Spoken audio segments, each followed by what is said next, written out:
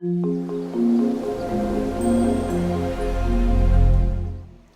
there, YouTube. It's the Black Natural Plant-Based Mama here. Why am I looking so studious today, you ask? Well, today I'm going to talk about some books that I am going to be reading within the next 2 months. Two of the books are probably going to kind of be the same, but I got them both anyway. One of those books, The Holy Grail, The China Study. I also just picked up one. It was just released. It's the China Study Revised and Expanded Edition. The other Bible,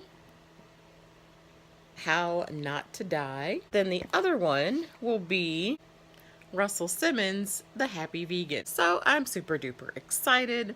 I have already started on the China Study. I am really making my way through. I'm on page 38. Woo! I do read a lot.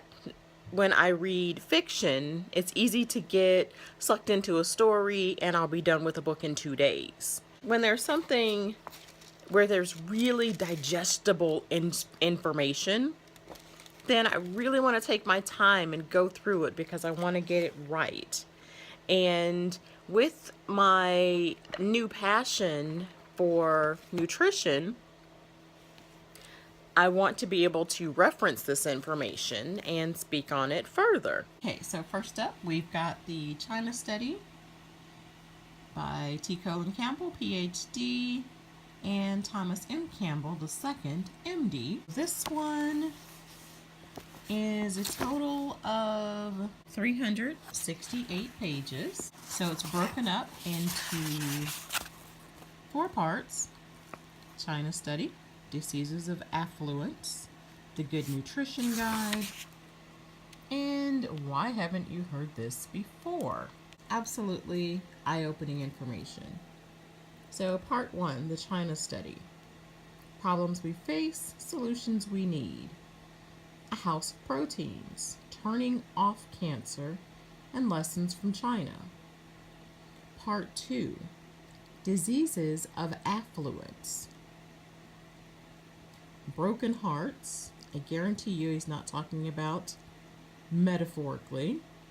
Obesity, diabetes, the common cancers, breast, prostate, and large bowel, which is both colon and rectal cancer, autoimmune diseases, and then the wide-ranging effects such as bone, kidney, eye, or brain diseases. In essence, part 1 and part 2 are kind of, that's the bad news.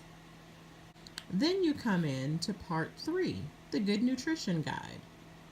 Eating right, 8 principles of food and health, and how to eat. By this time, you've seen all of the information and what you should do, and you're probably kind of aggravated. So, why haven't you heard this before? Well, science, the dark side, scientific reductionism, the science of industry, government, is it for the people? Big medicine, whose health are they protecting? And repeating histories. The big medicine chapter is not going to be a surprise to anyone. Big medicine is really not about, it's not health care, it's sick care. Quite simply. It is not health care, it is sick care. They can make no money if you are healthy. Next up, the China Study Revised and Expanded Edition. Same authors. Copyright 2016. This was just done. It's kind of going over the same things. Part 1, the China Study. Part 2, Diseases of Affluence. Part 3, the Good Nutrition Guide. And there's the Eating Right and How to Eat. And Part 4, Why Haven't You Heard This Before? Academia, that's new. They've given it its own chapter, perhaps. Now, here's something that I did notice that I like about both of these books. So there's a references section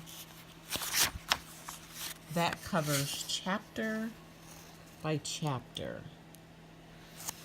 And it cites everything that they talked about, that they looked at.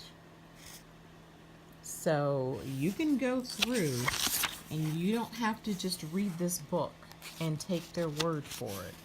You want to go through and do the research, then go through and do the research. They're telling you where they found it and letting you know how you can find it too. So the reference section starts at page 389 and ends at page 438. That's pretty serious. Next up, we've got How Not to Die. Discover the foods scientifically proven to prevent and reverse disease by Dr. Michael Greger, featuring Dr. Greger's Daily Dozen, what to eat to add years to your life. I always have stuff stuck in a book somewhere. Oh, this is how this one is set up, part 1. How Not to Die From. That's a long list. Part 2, The Daily Dozen.